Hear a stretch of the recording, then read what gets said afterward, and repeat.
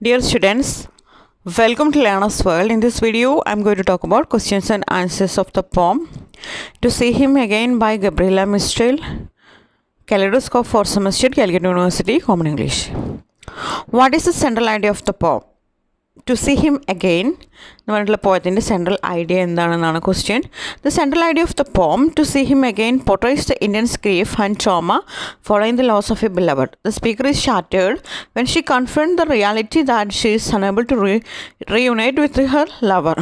അപ്പോൾ ഇതിൻ്റെ central idea എന്ന് പറയുന്നത് ഇതിൽ സ്പീക്കർക്ക് തൻ്റെ ബിലവഡിനെ നഷ്ടപ്പെട്ടിട്ടുണ്ട്. അപ്പോൾ അതിൽ ദുഃഖിച്ചിരിക്കുന്ന ഒരു ബിലവഡ്, ഒരു ട്രോമ സിറ്റുവേഷനിലൂടെ കടന്നു പോകുന്ന ഒരു ബിലവഡിനെയാണ് നമുക്ക് കാണാൻ കഴിയുന്നത്.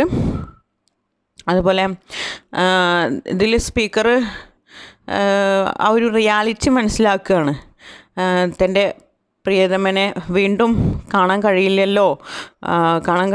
എന്നുള്ള ആ ഒരു യാഥാർത്ഥ്യം മനസ്സിലാക്കുന്ന സമയത്ത് സ്പീക്കർ ഈസ് ഷാറ്റേർഡ്, ആകെ ബ്രോക്കണായി പോവുകയാണ് ചെയ്യുന്നത്. What a speaker wish for? എന്താണ് സ്പീക്കർ ആഗ്രഹിച്ചിട്ടുള്ളത്? The speaker wishes for reunion with her beloved. തൻ്റെ പ്രിയതമനുമായിട്ട് ഒരു റീയൂണിയൻ, ഒരു ഒരുമിച്ച് ചേരൽ, അതാണ് വിഷ് ചെയ്തിട്ടുള്ളത്. Wish are the unlikely places of union mentioned in the പോം.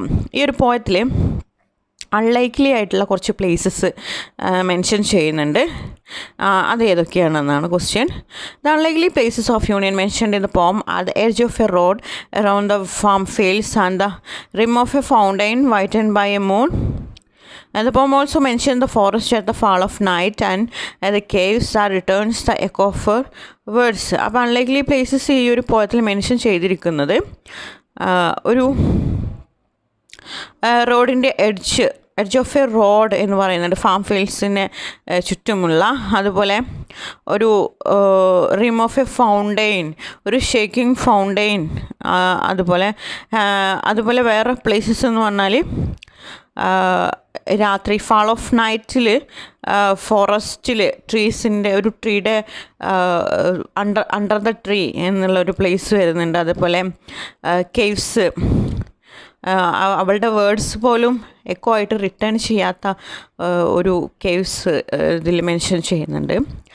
What do heavens, dead water and boiling hole suggest? അപ്പോൾ ഈ ഒരു വേർഡ്സൊക്കെ എന്തിനെയാണ് സജസ്റ്റ് ചെയ്യുന്നത്?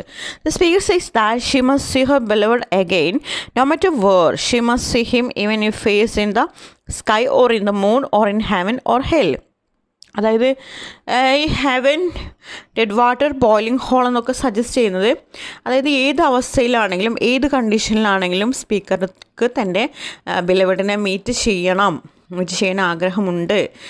അത് വേറെ എവിടെയാണെങ്കിലും, ഏത് സിറ്റുവേഷനാണെങ്കിലും, ഹെവനിലാണോ അല്ലെങ്കിൽ ബോയിലിംഗ് ഹോളിലാണോ, എവിടെയാണെങ്കിലും എന്താണ്, തൻ്റെ പ്രിയതമനെ മീറ്റ് ചെയ്യണം എന്നുള്ള ഒരു ആഗ്രഹമാണ് ഇതിൽ സജസ്റ്റ് ചെയ്യുന്നത്. What is the painted knot around his bloody neck suggest? അപ്പോൾ ഈ ഒരു എക്സ്പ്രഷൻ എന്തിനെയാണ് സൂചിപ്പിക്കുന്നത്? Painted knot around his bloody neck suggest that she just wishes to lose herself in her loved one, like an anguish knot around his blood stained neck. It suggest a deep emotional bond that transcend physical boundaries. അതായത് ഈ ഒരു expression suggest ചെയ്യുന്നത് ഒരു deep emotional ബോണ്ടാണ്. തൻ്റെ പ്രിയതമനെ meet ചെയ്യുന്ന സമയത്ത് തോള് ചേർന്ന് നിൽക്കണം, ഒരുമിച്ചിരിക്കണം എന്നുള്ള ഒരു വിഷയമാണ് ഇതിൽ സജസ്റ്റ് ചെയ്യുന്നത്. Okay, thank you.